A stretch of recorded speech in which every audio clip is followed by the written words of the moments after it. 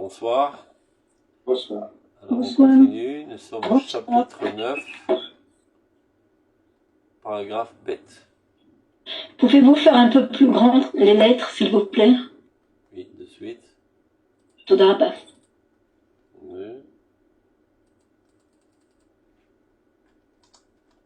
תודה רבה. Oui. Bien. Avec le chapitre.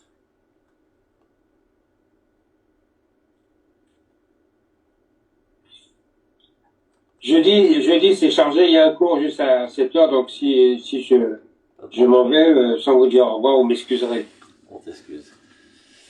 Alors, paragraphe bête.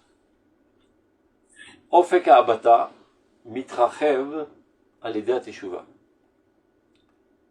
היסוד הרצוני, האידאלי, מתארך ומתפשט. מראש מקדמי תבל, והולך ומקיף עד אחרית, עד סוף כל הדורות. Alors on traduit déjà. Notre vision de l'horizon s'élargit grâce à la teshuva. Le fondement de notre volonté idéale s'allonge et se déploie depuis le tout début de la création du monde. Il englobe tout ce qui existe jusqu'à sa fin, jusqu'à la fin de toutes les générations. Qu'est-ce que ça veut dire? Comme on l'a dit à plusieurs reprises, la teshuva, ce n'est pas seulement un changement de comportement ponctuel, mais il s'agit d'une métamorphose totale de la personnalité.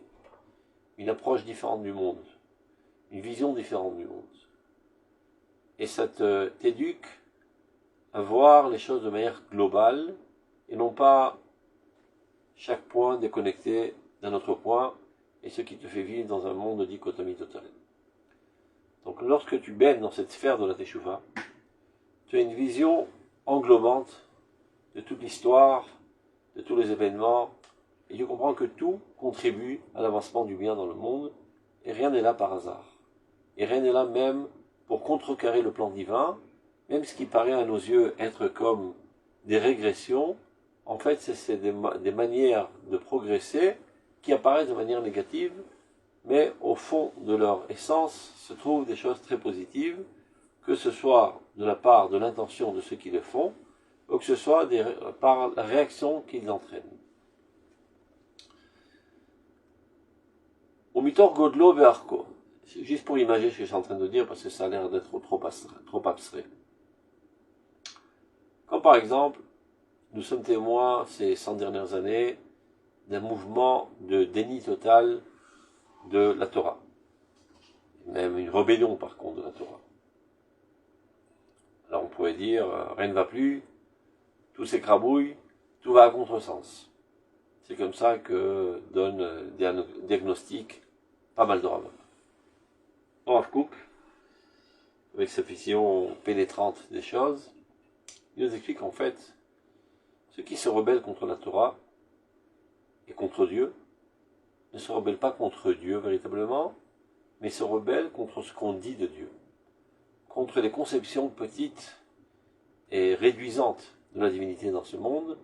Ceci les exaspère, et donc il dit, si c'est ça Dieu, alors j'en veux pas. Mais en fait, cela découle d'une aspiration très très haute à une perception du divin telle qu'on devait le faire.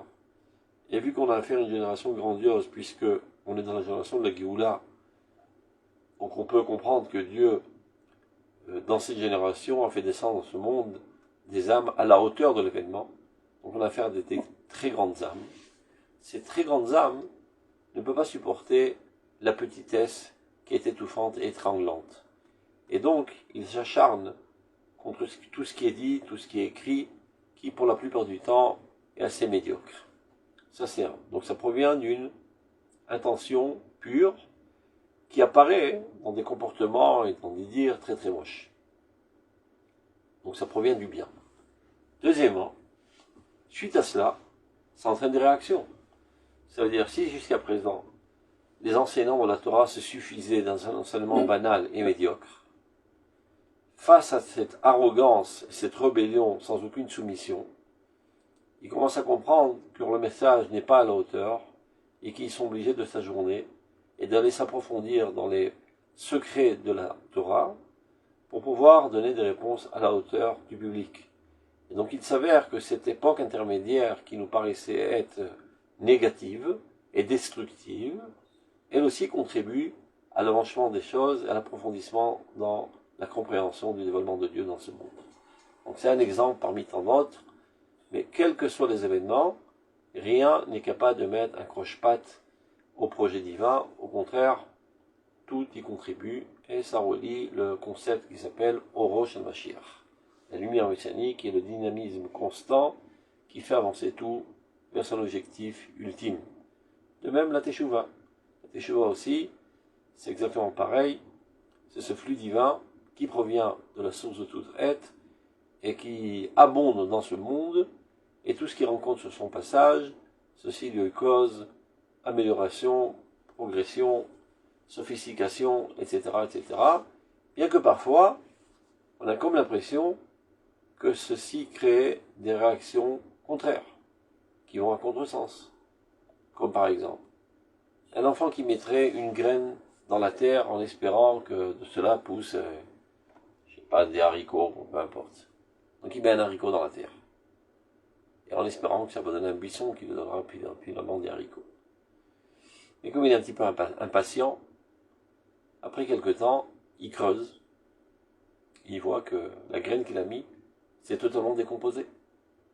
Et ça ne va pas dans le sens qu'il pensait. Il pensait que ça devrait pousser, et au contraire, ça se décompose totalement. Donc, dans ce segment, il a l'impression qu'il y a une régression. En fait, c'est une partie intégrale du processus de l'avancement de la plante. Ça doit se décomposer pour que l'écorce dure n'empêche pas la force végétative d'apparaître et pour que ça puisse pousser. Mais quand tu observes seulement un segment de la droite de ce processus, parfois tu as une vision erronée et tu en arrives à des conclusions qu'on a affaire à une régression.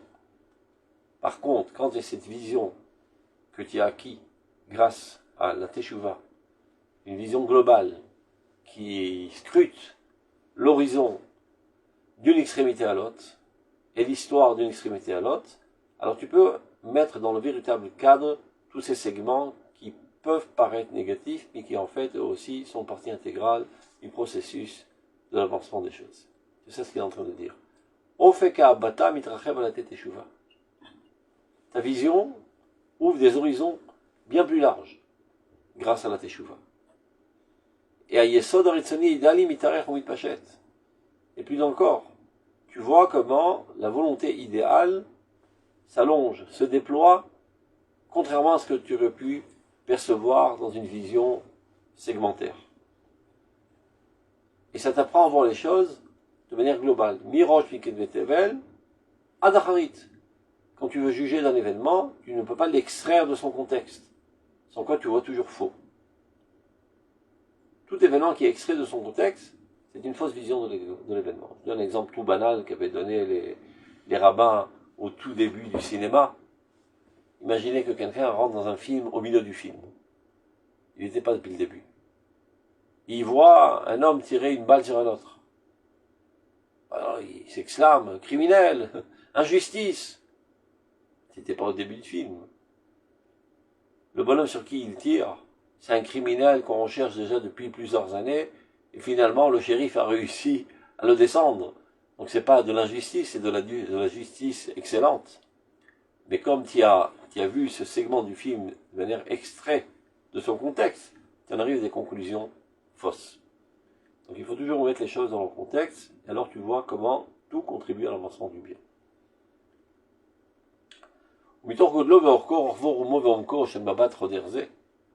Partant de la grandeur, de la largeur, de l'élévation et de la profondeur de ce regard pénétrant, apparaît le bien divin et la bonté divine dans toute sa réalité. C'est-à-dire seulement lorsque tu développes un regard englobant tout, tu arrives à la conclusion que tout est bien. Tov Adonai Lakol. Dieu ne fait que du bien. Il n'y a rien de mal. Si tu rentres dans une salle d'opération et tu vois le chirurgien avec son bistouri coupé dans la chair vive, tu dis mais c'est quoi ce criminel? Il est en train de tuer ce bonhomme. Non, non, il est en train de lui extirper le mal. Par amour du patient, il est en train de le faire. Donc même quand Dieu parfois nous donne des isurim, des souffrances, ce n'est pas parce qu'il nous aime pas ou bien qu'il veut se venger, parce qu'il a été vexé et frustré, de Shalom. C'est un remède nécessaire suite au comportement qu'on a eu, qui a fait pas mal de dégâts dans notre personnalité. Et la manière d'y remédier, c'est de cette manière, Dieu connaissant la nature humaine. Et de même, au niveau national, au niveau universel, etc., tous les événements, même les plus douloureux, il faut savoir qu'ils proviennent tous du bien et de la bonté divine. Et ce n'est qu'alors que tu peux développer un regard réel de l'existence.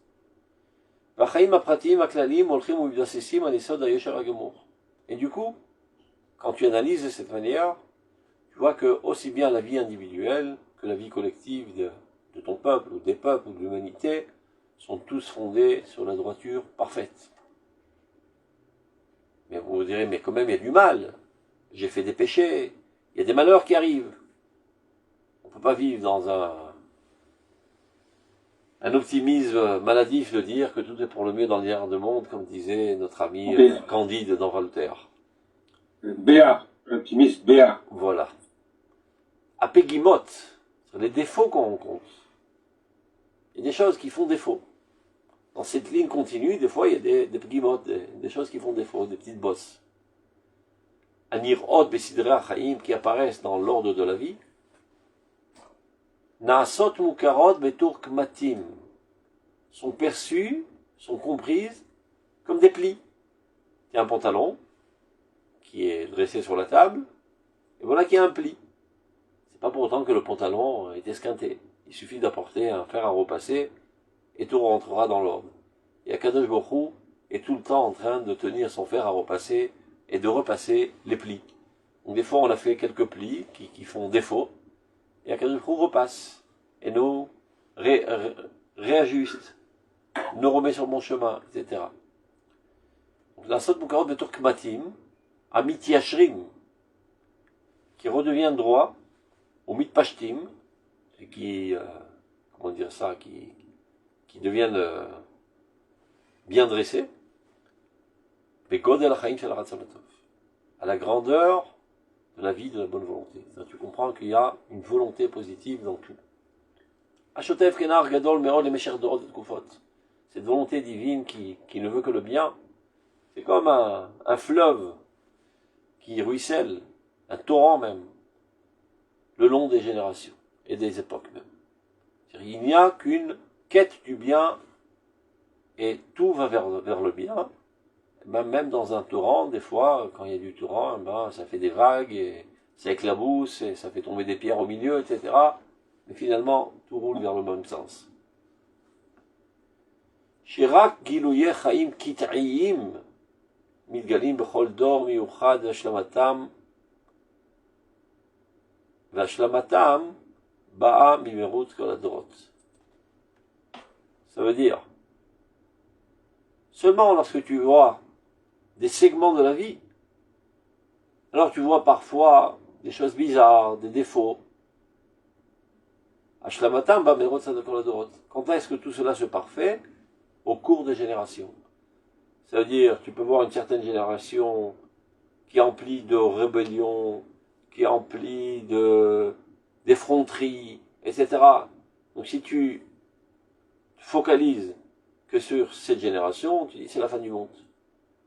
Mais après quelques générations, tu verras en quoi ce caractère rebelle a déclenché toutes sortes de processus qui ont forgé la conscience humaine de manière bien mieux que ce qu'elle était précédemment.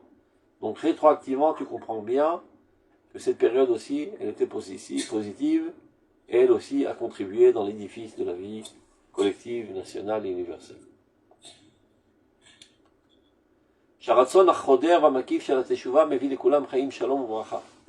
Donc cette volonté pénétrante, c'est-à-dire intérieure, qui est la teshuva n'est autre en fait que l'immersion de la volonté la plus profonde de notre âme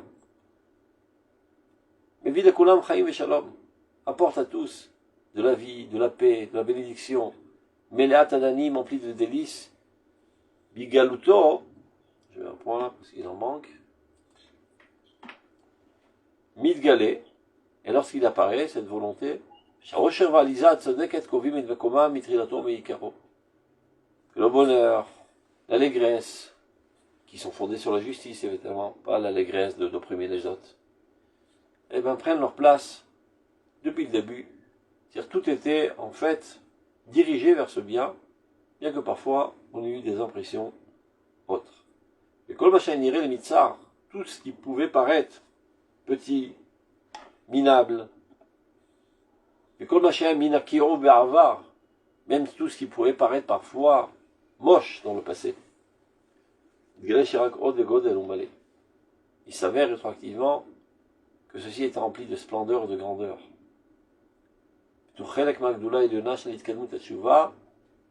Partie de tout ce processus grandiose et suprême de l'avancement de la Teshuvah.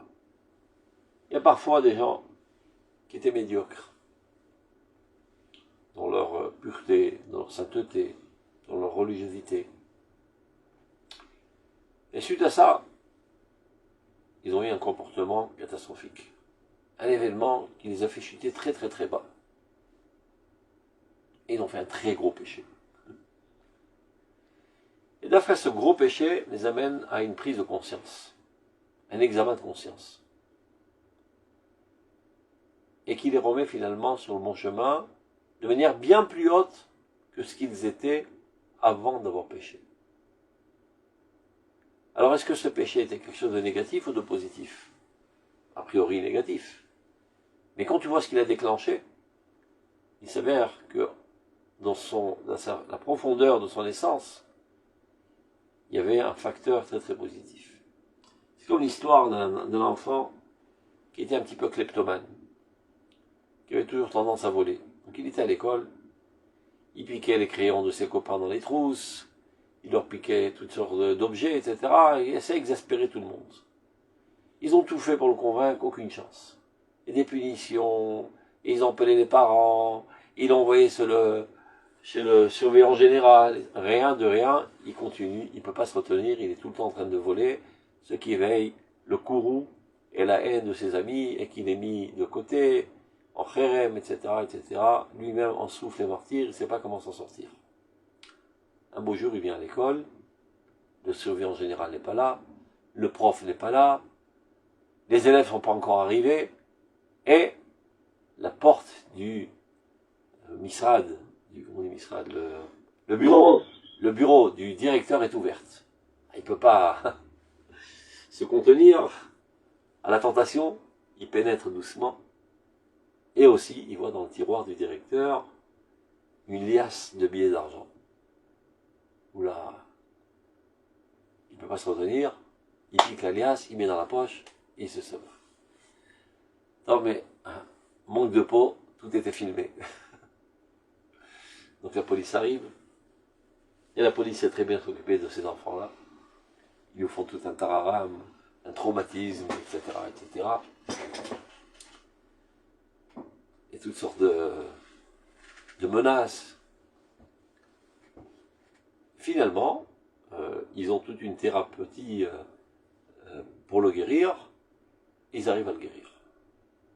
Et finalement, il est sorti totalement guéri de toute tendance kleptomane.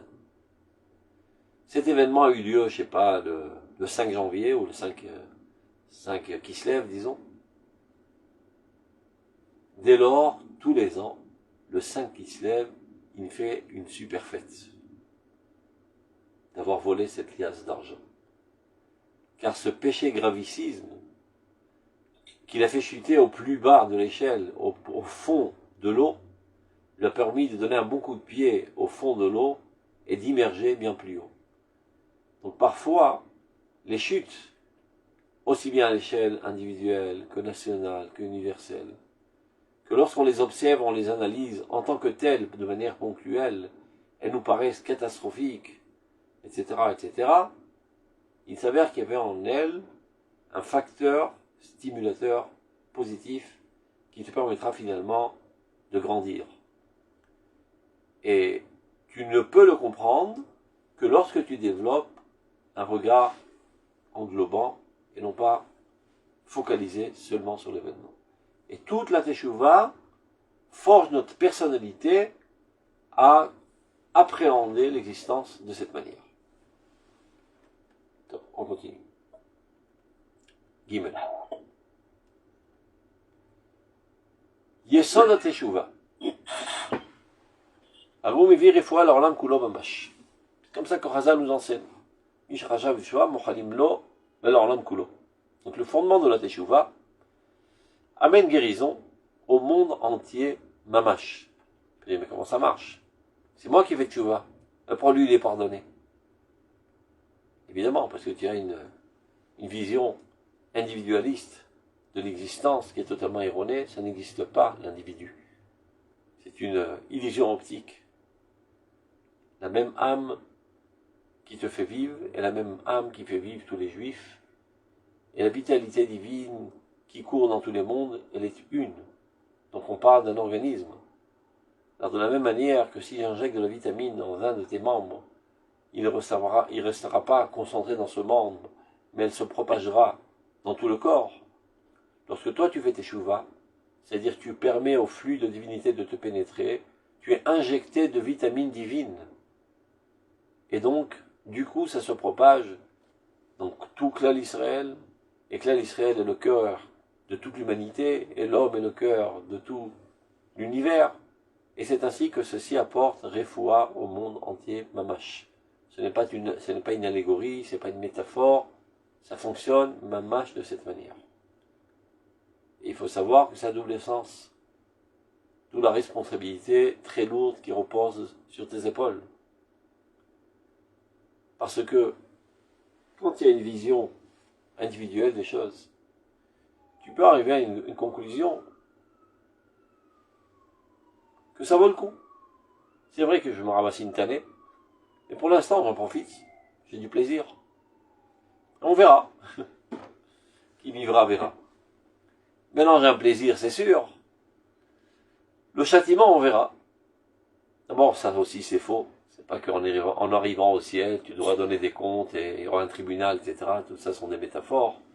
C'est bien tout simplement te dire que ta nature, elle est divine, donc tout ce qui est contre-divin et contre-nature, et te détériore automatiquement, et non pas ultérieurement. Mais même ça, c'est faux. De penser que ce n'est qu'un problème individuel. Et quand tu penses de cette manière, tu peux dire, c'est vrai que quand je vais, par exemple, on va donner un exemple tout bête au niveau corporel. C'est vrai que quand je bois du Coca-Cola, ça détériore mon organisme. Mais que faire? C'est tellement bon, tellement attrayant et alléchant. Je suis prêt à payer le prix. Alors j'ai un plaisir du palais maintenant, et d'ici quelques heures ou quelques jours, ça va me créer toutes sortes d'effets secondaires destructifs, je suis prêt à payer le prix. Donc, ça c'est une façon de voir. Mais si tu savais que chaque fois que tu fais un péché, ça entraîne des catastrophes dans tout le peuple d'Israël, dans l'humanité entière.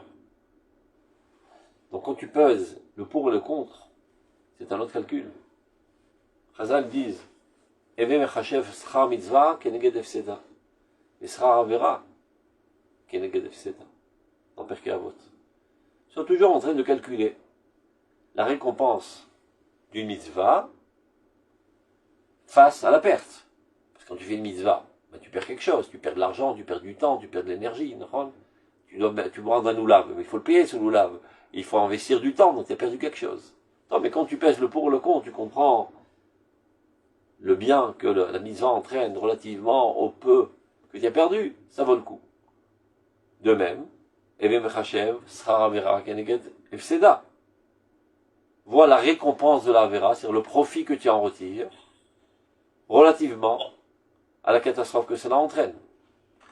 Donc, j'ai fait mon compte, j'ai mis la balance, c'est vrai, c'est pas tout à fait profitable, mais en fin de compte, ça me procure un plaisir, je suis prêt à payer le prix. Mais tout cela découle du fait que tu as une vision erronée, de croire qu'il s'agit d'un problème individuel. alors qu'il s'agit en fait d'une démarche nationale, universelle. Si tu savais, Chas v'Shalom, que le fait que tu aies fait une avera aujourd'hui, c'est ça ce qui entraîne que demain, il y a 10 soldats qui tombent sur le front. Quand on vient à poser le pour et le contre, du plaisir que te procure la avera, face à la catastrophe que cela entraîne, je te promets que ça te coupera l'appétit. Tu n'auras plus envie de faire cette avera. Donc plus tu grandis dans ce monde, de ton individualisme, au nationalisme, à l'universalisme, etc., plus pèse sur tes épaules une responsabilité très très lourde. Et on ne te dit pas ça pour t'effrayer, juste pour te motiver à faire le bien, mais tout simplement parce que c'est la réalité des choses. Tu n'es pas une cellule déconnectée de l'existence, il y a une cellule dans un organisme. Il y a une seule âme, Baruch Chei Olamim, qui fait vivre tous les mondes. Une seule âme qui fait vivre tout Klal Israël, qui s'appelle Knesset Israël, donc c'est un seul organisme. Donc, avec cette compréhension organique, en observant ton corps, comment ça fonctionne, Mi Bessari Hazeloa, en observant le fonctionnement de mon corps, je peux faire une extrapolation sur l'existence entière qui elle aussi est organique et qui elle aussi est vivifiée par une seule vitalité divine. Donc de la même manière que je comprends très facilement, grâce au développement de la science aujourd'hui, que le corps est organique, et que donc si j'ai injecté du poison dans une des cellules, le poison ne va pas rester concentré dans cette cellule mais se propager dans tout l'organisme, et bien moi je suis une cellule de Klal Israël. Donc lorsque j'y injecte du poison, ça se propage dans Klal Israël. Et par contre, lorsque j'y injecte de la vitamine, et bien aussi ça remplit Klal Israël de vitamines. Donc c'est sur ça que Chazal se font baser en disant que la Teshuvah mevia refoua l'olam kulo. Quand tu fais Teshuvah, tu apportes guérison au monde entier. Et à tous les mondes. Zera baratzon, gomer et peulato betokef, dafka ledet tzeto balachatz. Le courant de la volonté est encore plus effectif lorsqu'il sort avec pression. Je vous donne un exemple. Tu as un tuyau d'arrosage. Tu es dans ton jardin, tu arroses des plantes. Si tu pinces le bout du tuyau et tu empêches l'eau de sortir pendant quelques secondes, dès que tu commences à ouvrir après un tout petit trou, ça sort avec une puissance très très très grande et ça s'est éjecté de manière très très lointaine. Ça c'est le machal, la métaphore. Et bien c'est pareil, ton âme, elle est toute divine. Elle ne veut faire que le bien. Et parfois malheureusement elle est bloquée. Ta conscience bloque ton âme. Tes habitudes, tes conceptions bloquent l'expression de ton âme. Ne lui permet pas de s'exprimer. Ça bloque, ça bloque, ça bloque, ça bloque, ça coince, ça coince, ça coince, jusqu'à un jour, tu fais tes chouvas et tu enlèves ce blocage. Donc toute cette pression qui s'est accumulée sort de suite comme un seul jet et inonde le monde entier de bien. Donc un Baal Tshuva, qui depuis bien longtemps baignait malheureusement dans des mondes d'impureté, de saleté, etc., etc., et donc sa volonté intérieure, qui est la volonté de son âme, n'a pas pu s'exprimer. Et voilà qu'aujourd'hui il fait Teshuvah. Donc il écarte toutes ces entraves, de ses comportements, de ses pensées, de ses sentiments, etc., qui réalisaient des barrages à l'expression de son âme. Du coup, son âme apparaît dans toute sa vigueur très très fortement et inonde le monde entier de lumière et de bonté qui était en elle.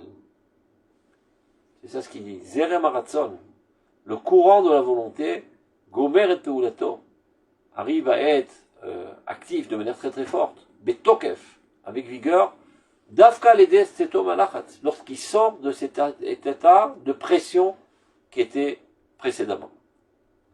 Et alors, Baalei Teshuvah, mamshichin bechela yatir et oz hachaim mimekor hatov. Les Baalei Teshuvah, ceux qui font Teshuvah, arrivent à tirer avec énormément de force la puissance de la vie, de la source du bien. C'est-à-dire la vie divine qui courait vers lui et qui était bloquée voilà, depuis plusieurs années. Maintenant il s'ouvre, et ben ça afflue très très fortement. Et alors, Amaasim, Vabruim Kulam, Klulim, Be'avayatam, Im Ometz Haratzon, Amid Galem, Ba'adam, Bezil Tifarto. Toutes les créatures sont tous englobées dans leur existence avec cette volonté. On va dire, ils sont noyés même. Ils sont arrosés de cette volonté emplie de vigueur qui se réalise et qui se concrétise dans cet homme, dans toute la splendeur, dans tout l'éclat de sa splendeur. Nitrafi même les sodot, la kochot vatoladot, el kol ruach, et tous les éléments positifs qui étaient coincés, maintenant se poussent les uns les autres. Et ça va dans tous les sens. Mi mesim baim or chaim shita veseder. Mais qui va mettre de l'ordre dans tout cela? La friarto pour faire pousser du bien dans ce monde. La sour mimokeshra pour s'écarter de tout piège, de mal. Avatson anal. La volonté suprême, la volonté du bien. Il y a toutes sortes de forces qui agissent dans ce monde et qui éclaboussent dans tous les sens. Qui met de l'ordre dans tout ça? Avatson anal. La volonté suprême, la volonté du bien. Oza Moussar, la puissance de la morale. Amir Maspeklar Mala, qui nous éclaire du rayonnement de l'Esprit suprême, qui provient de la Torah qui a été donnée à Moshe Rabbeinu, Maspeklar Amira. En un mot, qu'est-ce que la Torah nous dit? Soyez bons. C'est ça toute la Torah. Toute la Torah, c'est un détail dans des milliards de sous-détails d'une seule direction. Tov Adonai l'Ekol, V'lachamav al kol ma'asav. De rajouter du bien dans ce monde. C'est ça le combat constant du peuple d'Israël depuis le tout début de son existence. Il essaye d'écarter les ténèbres, l'obscurantisme, la barbarie de ce monde et l'éclairer et l'amener à l'amour du bien.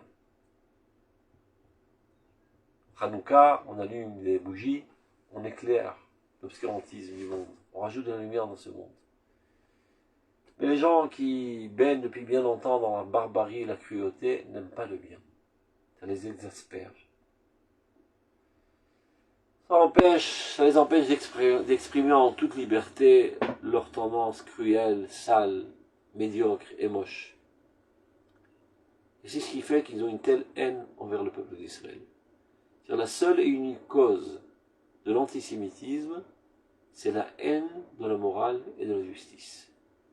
Et vu que l'humanité, pour l'instant, se trouve là, dans la cruauté, dans la médiocrité, dans la méchanceté, etc., elle n'aime pas les paroles de morale, qui empêchent l'âme barbare qui est en elle, pour l'instant, de s'exprimer en toute liberté.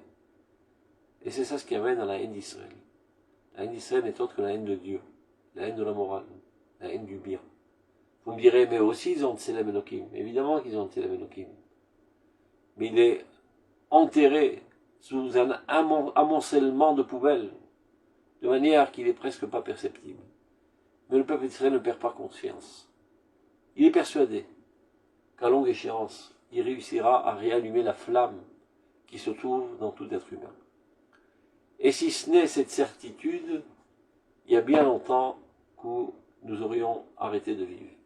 Ce qui nous a donné la force de vivre, même dans les situations les plus critiques, dans les époques les plus ténébreuses et les plus douloureuses que nous avons rencontrées, c'est cette certitude qu'en fin de compte, cette guerre, on la gagnera.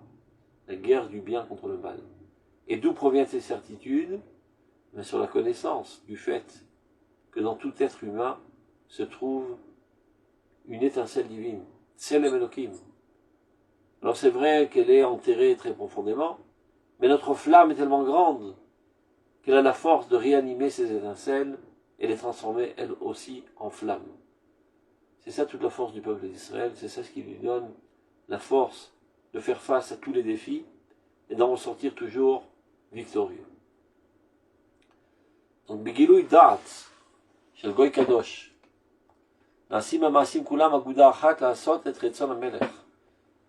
Quand le peuple d'Israël dévoile sa théorie et fait avancer le bien dans le monde, alors on comprend comment Kulam Aguda Achat La'asot et Retzon HaMelech. Que tous, en fait, tout ce qui existe dans ce monde ne réalise qu'une seule entité pour réaliser la volonté de Dieu. Agavon Mishpat, Vanigdash Vizdaka, c'est pris de la prière des Yamim Noraim. Top. Dalet.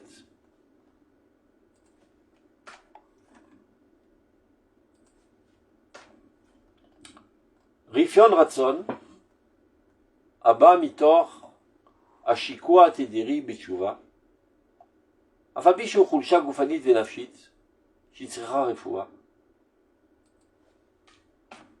מכל מקום, יש בה גם כן הרבה מן העדינות והאצילות, המזככת את הרוח, ועל כל פשעיה תכסה האהבה. De quoi parle-t-il? L'affaiblissement de la volonté qui provient du fait qu'on pense constamment à la teshuva. La teshuva, elle te dit, tu n'étais pas tout à fait au point, remets-toi en question, améliore-toi. Donc toutes ces pensées de culpabilité ont de forts risques de raffaiblir un petit peu tes initiatives, ta volonté, ta joie de vivre. Ce sont des effets secondaires incontournables. Donc on pourrait se dire, bah mince, alors chaque fois que je fais tchouva, j'en ressors lessivé, laisse tomber, ça vaut pas le coup. Ça m'affaiblit. J'ai plus une telle volonté de faire. Parce que tout ce que j'organise, je programme de faire, je me remets en question, est-ce que c'est tout à fait propre, et que ça va de pair avec la morale, etc., etc.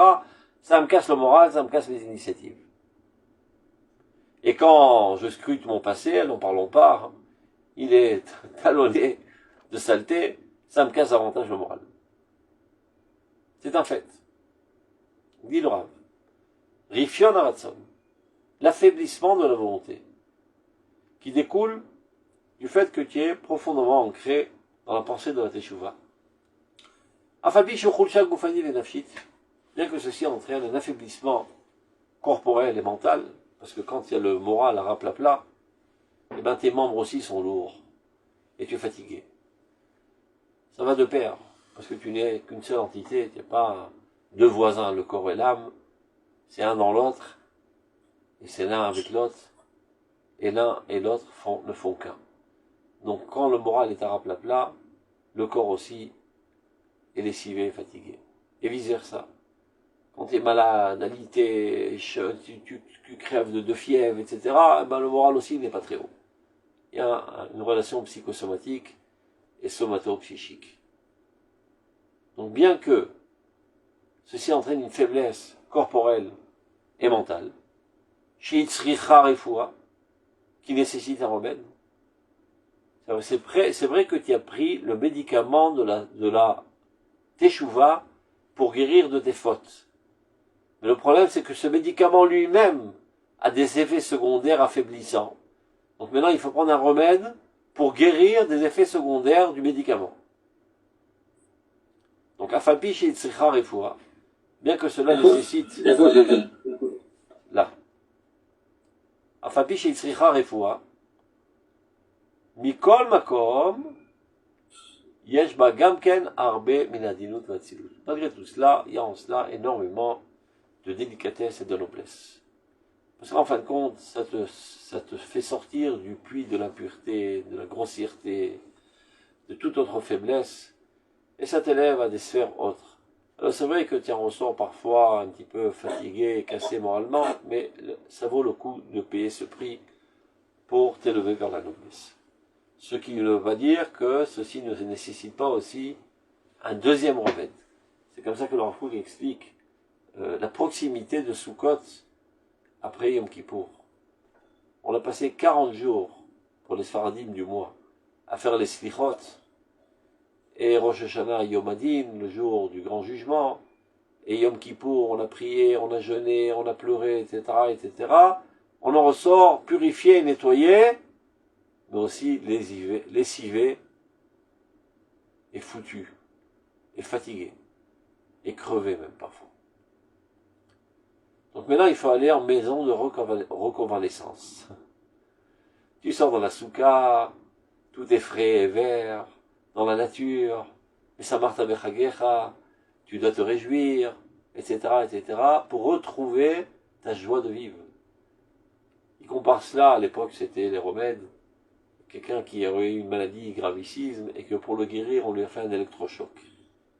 Regarde que vous le sachiez, ça existe toujours aujourd'hui dans les hôpitaux psychiatriques. On ne sait pas comment ça marche, mais ça marche. Il y a des fois des gens qui pendant très longtemps ont pris toutes sortes de médicaments psychiatriques, ça ne les a pas aidés, ils sont dans une dépression profonde. On ne parle pas de quelqu'un qui est un petit peu déprimé, quelqu'un qui est vraiment dans une psychose très très grave, il est déprimé, de quoi être alité pendant des mois, et il est immobile, il ne peut rien faire. Mais bon, on ne sait pas comment ça marche. On lui met des électrodes dans le crâne, un coup d'électricité de manière qu'il ait des soubresauts même, il se relève, tout frais. C'est comme si que, des fois, il y a ton ordinateur qui est coincé, ben tu l'éteins, tu remets de l'électricité, et le Windows remonte, et tout se remet en place. Ça vous arrive, non? Quand tout coince, qu'est-ce qu'on vous dit? Ben éteignez l'ordinateur et rallumez-le. Et ben des fois, c'est le remède qu'on fait dans les hôpitaux psychiatriques. Donc, à l'époque, on faisait ça pour presque toutes les maladies. Donc c'est pour ça que le Rav Kook se sert de ce machal. Donc c'est vrai que tu as fait un électrochoc qui a extirpé la maladie de ton corps, mais cet électrochoc a fait pas mal de dégâts aussi. C'est les effets secondaires. Maintenant, il faut guérir du remède de l'électrochoc. Pour qu'il dit le Rav, évidemment, que lorsqu'on fait tchouva, il y a des effets secondaires d'affaiblissement de la volonté. À cause de l'examen de conscience, de la remise en question, de la culpabilité, etc., etc. Mais malgré tout, ça vaut le prix. Ça vaut le coup de payer ce prix, vu la totsa que tu reçois. On dit totsa en français, le résultat.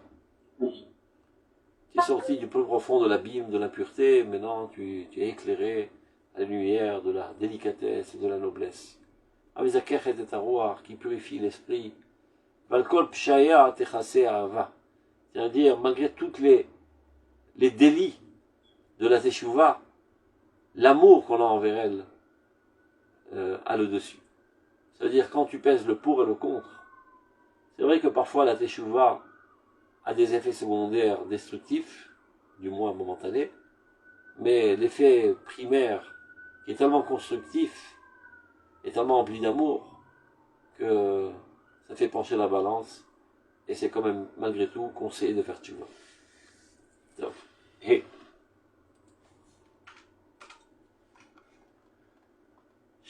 כשעוסקים בתשובה,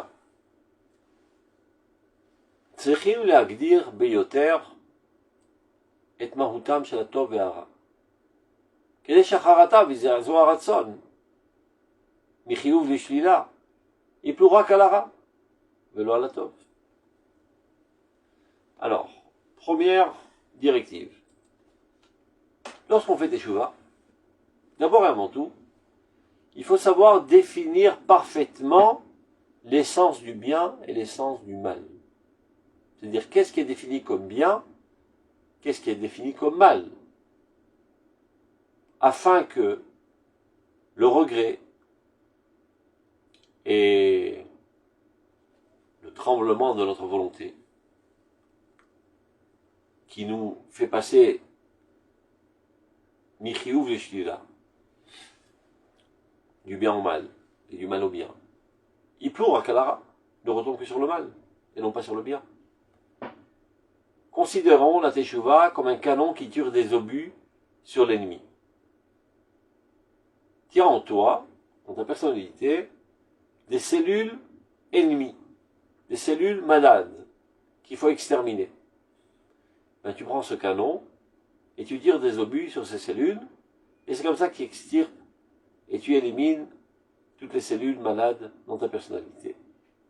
Mais si tu t'es trompé, tu pensais qu'elles étaient malades alors qu'en fait elles sont en très bonne santé, ces cellules, eh bien tu as tué pour rien des partiels de ta personnalité. Donc, Atachonen Adam Da'at, Ashivenu avinu toratecha. C'est l'ordre des brachot. Qui mène date, tchouva menaim. Si tu n'as pas de savoir comment faire tchouva, tu peux, par erreur, considérer le bien comme le mal, et le mal comme le bien, parce que tu n'as pas étudié la Torah,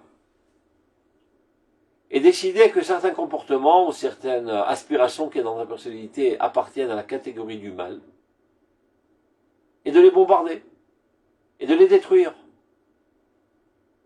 Et en fait, tu t'auto-détruis pour rien. Il y avait énormément de choses très positives en toi que tu as décidé de détruire par erreur. Donc avant de déclencher le processus de la teshuva, qui est comme un tir à canon d'obus, définis exactement l'objectif. Vers quel objectif tu dois tirer ces obus dans ta personnalité? Je vais donner un exemple tout simple. Il y en a qui pensent que c'est quoi la modestie? C'est de se considérer comme un torchon de cuisine. Et s'il y a trop d'ambition, d'initiative, etc., c'est un manque de modestie. Grosse erreur. Fausse définition de la modestie. Il pense, c'est-à-dire, il s'est trompé, c'est pas la fin du monde. Si, c'est très grave. Parce que s'il pense que ceci est négatif, sans aucun doute, il va tout faire pour effacer cela de sa personnalité. Et ça deviendra quelqu'un qui sera une locumène, pensant que les initiatives, pensant que la confiance en soi, ce sont des choses négatives. Il va les éliminer de sa personnalité et devenir finalement un déchet humain et un débris. Suite à sa teshuva qui a été orientée vers des choses de sa personnalité qu'il considérait comme négatives alors qu'en fait elles étaient positives. Et ainsi de suite. Donc d'où la nécessité cruciale d'étudier exactement qu'est-ce qui est le bien, qu'est-ce qui est le mal. Et non pas seulement au niveau de la halakha, qui est évidemment très très très très important, mais aussi, et encore, et peut-être plus que tout, au niveau des traits de caractère. Si tu définis qu'un trait de caractère est négatif, par ta fausse compréhension de la Torah, sans aucun doute qu'à courte ou longue échéance, tu annihileras ce trait de caractère de ta personnalité. Alors qu'en fait, c'était une perle que tu as esquintée pour rien. Et quand tu te tires à bout portant, l'instinct de conservation ne te laissera pas faire. Il verra en la teshuva un ennemi contre sa vie. Et l'empêchera la teshuva d'agir sur ta personnalité. Donc c'est une double catastrophe. D'abord, tu as porté atteinte à des partiels positifs de ta personnalité. Deuxièmement, tu as déclenché en toi une haine de la teshuva, de manière consciente ou inconsciente, car il s'avère que ce facteur est un facteur destructif. Et l'instinct de conservation que Dieu a gravé dans ta personnalité fera son travail et écartera de toi toute pensée de teshuva dans l'avenir. Et si cela a toujours été vrai dans toutes les générations, à plus forte raison dans notre génération qui se caractérise par une volonté très très forte de vivre à plein poumon. Nous sommes dans la génération de la résurrection nationale.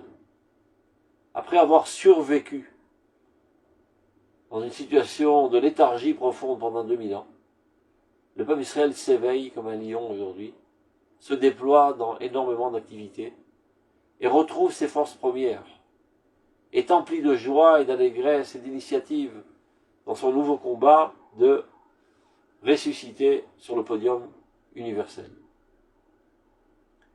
Et voilà qu'arrivent toutes sortes de messages qui te disent « Eh ben non, il faut être modeste, il faut s'annuler, il faut se considérer comme un moins que rien. » Mais tout ça, ça démoralise.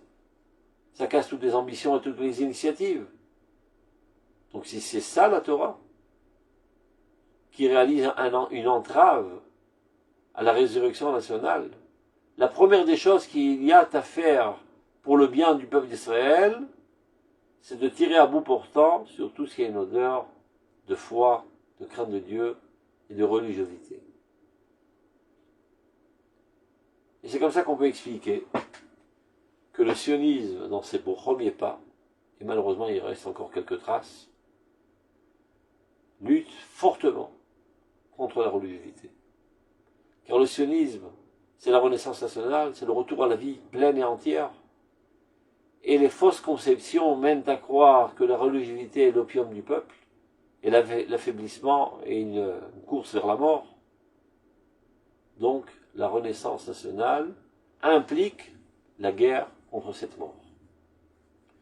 D'où l'importance d'étudier les études de la Emouna, qui ne te disent pas quoi faire et ne pas quoi faire, ça c'est la halakha, mais quoi penser, quoi ne pas penser, quoi ressentir, quoi ne pas ressentir, comment forger ta personnalité, comment ne pas la forger, etc., etc. Tout ça appuyé sur des sources qui nous proviennent directement de Moshe Rabbeinu au Mont Sinaï. Ça s'appelle Limoudé Emouna.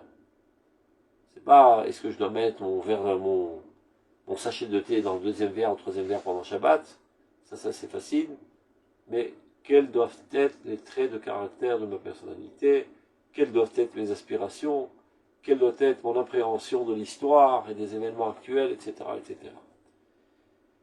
Et lorsque tu comprends ça parfaitement, tu forges ta personnalité comme il le faut, et la tchouva va toujours dans le bon sens, et elle vient encourager et amplifier encore plus toutes ces forces positives, créatrices qui sont en toi, et ne vient nettoyer que les petites saletés qui se sont accumulées ça et là. Et alors, elle est reçue avec beaucoup d'amour, etc., et elle a de fortes chances de se propager sur tout clan d'Israël, et surtout même on va dire, la machine nationale dans tous ces organismes. Donc, Ve'od de terre. Donc ça, c'est la première démarche à faire. Birour bentov lera. Faire une sélection bien claire, un discernement bien clair entre ce qui est bien et ce qui est mal, pour garder et amplifier le bien, et bombarder et détruire totalement le mal, sans se tromper dans les objectifs. Ve'od yoter, et encore plus que cela, ou les chazekoto. Ça, c'est déjà un travail plus compliqué. Il faut être capable de discerner, de faire un tri du bien qui se trouve dans le mal, et de ne pas y renoncer. Si vous voulez une métaphore, quand il y a l'armée, à l'époque, il n'y avait pas de machine pour éplucher les patates. On donnait aux soldats à éplucher les patates. On épluche tes patates, d'un côté tu as les patates, de l'autre côté tu as un sac avec toutes les épluchures. Eh bien, le rassar, je ne sais pas comment on appelle ça en français, le responsable de l'ordre et de la discipline dans le camp militaire, il voit le sac d'épluchures. Il dit, mon pote, tu as fait des épluchures trop épaisses. Il y a énormément de gâchis là. Reprends ton éplucheur et épluche les épluchures et récupère le bien. Donc de même, lorsque tu fais le tri dans ta personnalité, des comportements, des aspirations, des traits de caractère, etc., tu fais un premier tri assez grossier, grosso modo. C'est déjà un sacré travail, parce que c'est en fonction de tes définitions. Après que tu as fait cela, ce que tu as mis de côté, pensant qu'il était totalement mal, développe un regard encore plus pénétrant, reanalyse cela, et essaie de discerner les tendances positives qu'il y avait dans ces comportements négatifs et de ne pas y renoncer. Benishar Gamoul Elokenu, et le mobiliser, elle aussi, toutes ces tendances pour le bien et pour Dieu. L'exemple que je donne toujours, on va changer si ça marche, supposons que quelqu'un est un cambrioleur de banque, qui est évidemment quelque chose de négatif. Mais dans cette activité, il avait toujours la police à ses trousses, il a toujours réussi à esquiver la police. Par toutes sortes de combines, de stratégies de combat extraordinaires, ça fait 20 ans qu'il dévalise des banques, jamais on a réussi à le passer. Et un beau jour, il fait tchouva. Donc il regrette vraiment tout ce qu'il a fait, il va rembourser tout l'argent, etc., etc. Il pourrait se tromper et dire, ben jusqu'à présent, toute ma vie était totalement négative, j'ouvre une nouvelle page. Grosse erreur. Tu te rappelles quand il a réussi à berner toute la police et les tourner en bourrique? Ils ont tout fait pour te pincer, ils n'ont jamais réussi. Ben c'est très astucieux tout ça. C'est énormément d'intelligence. C'est vrai que tu t'es servi de ton intelligence à des fins non souhaitables, mais ça demeure quand même une intelligence extraordinaire. N'y renonce pas. Garde ça en toi. Non pas pour dévaliser des banques, mais pour faire avancer le bien dans le monde. Et lorsque tu décideras de faire avancer le bien dans le monde, sache que tu auras pas mal de bonhommes sales et méchants qui réaliseront des entraves et qui t'empêcheront. On entend moins là, on entend moins. Tu auras sur ta route des sales types qui feront de tout pour t'empêcher de réaliser le bien dans le monde. Et bien aussi, tu devras lutter contre eux, les esquiver, etc. Donc exactement le même caractère et les atouts que tu avais, avec lesquels tu t'es servi pour faire le mal, exactement avec eux, maintenant, tu vas te servir pour faire avancer le bien dans le monde. Donc, dans ces épluchures de patates, va récupérer le peu de patates qui reste et laisse tomber que l'épluchure la plus fine. Et une fois que tu as épluché l'épluchure la plus fine, prends un microscope et va encore récupérer les petites parties de patates qui restent encore dans les épluchures les plus fines, et ceci est infini. Toujours récupérer la positivité qui est dans tout. D'abord, de le trouver et le renforcer. Avec exactement la même force avec laquelle on s'écarte et on s'évade du mal. Afin que la tchouva soit une force qui te fait agir dans le bien et non pas quelque chose qui affaiblit ta personnalité. Si tu étais jusqu'à présent un Superman, bien que tu t'en aies servi pour des fins non louables, ne renonce pas à être un Superman. Continue d'être un Superman. Mais pour les idéaux louables. Et cette approche, c'est elle qui est capable véritablement de transformer les péchés en mérite. Ça veut dire les mêmes atouts, les mêmes traits de caractère que tu avais, qui eux ont servi à des fins sales, tu t'en sers maintenant pour le bien. Donc ces traits de caractère qui étaient appartenant à la catégorie du mal, à partir de maintenant, ils appartiennent à la catégorie du bien, et c'est comme ça qu'il a transformé des partiels de ta personnalité du mal au bien. La Perse de notre l'Estruyot. Tov, Kol Touf, portez-vous bien, à la semaine prochaine. Merci beaucoup. Bonne nuit. Shalom, shalom.